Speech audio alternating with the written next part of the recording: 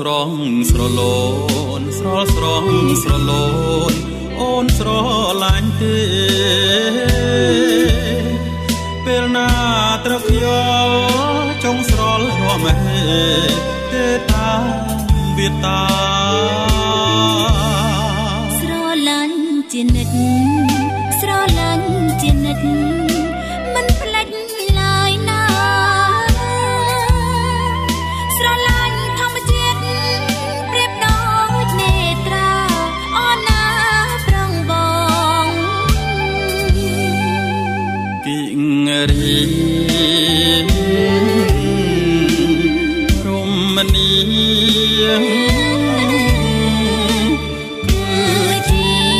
ភ្នំមៀងបៃតងបំប្រងស្រងាត់ធំតូចពូជពងធំតូចពូជពងគង់ជាសម្បត្តិស្រោស្រងត្រៃក្រាំងគឺជាទាំងសត្វកាត់ជួបគូស្នេ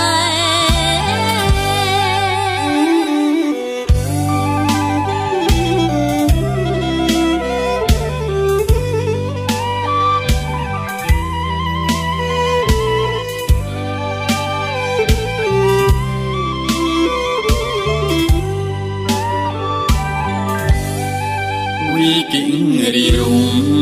វិគិងរីរំហានីសតថាអនាម័យបរិស្ថានបានរាល់ថ្ងៃខែតាមតែខាងការមនីកែវកងរមនីកែវកងពីទូសូរកាសតសឹងប្រណិតដូចដងសិទ្ធឋានវិមានដើមស្រឡាញ់នឹកឃើញដល់រៀងរាល់ស្រោទៀងរីរំដែលខ្ញុំចងចាំនឹកឃើញជានិច្ច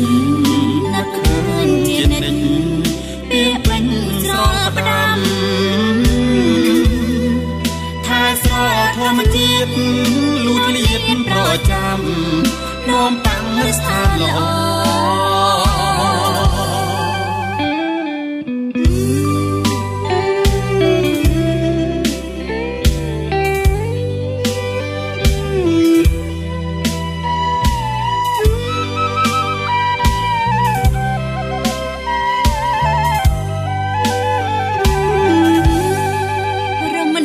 ឋានស្អាតរមណីយដ្ឋានស្អាតអូបាទេសចរបដិសន្ធារកិច្ចនឹងសេវាល្អប្រតិបត្តិក៏ឆ្លាតទេសចរមូលមីទេសចរមូលមីរមណីយដ្ឋានស្អាតកន្លែងភោជនីសន្តាគារត្រូវខ្នាតស្អាតទាំងអង្គគ្នាមកម្ដងទៀតមកអួយញាតិមិត្តមីងីទេសនាគិរីរំក្រមលំសន្តិភាព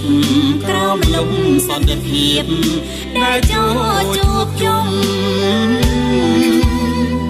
រស់រានរៀងរាល់ស្រគិងរីរំជំរុំទាំងសច្ច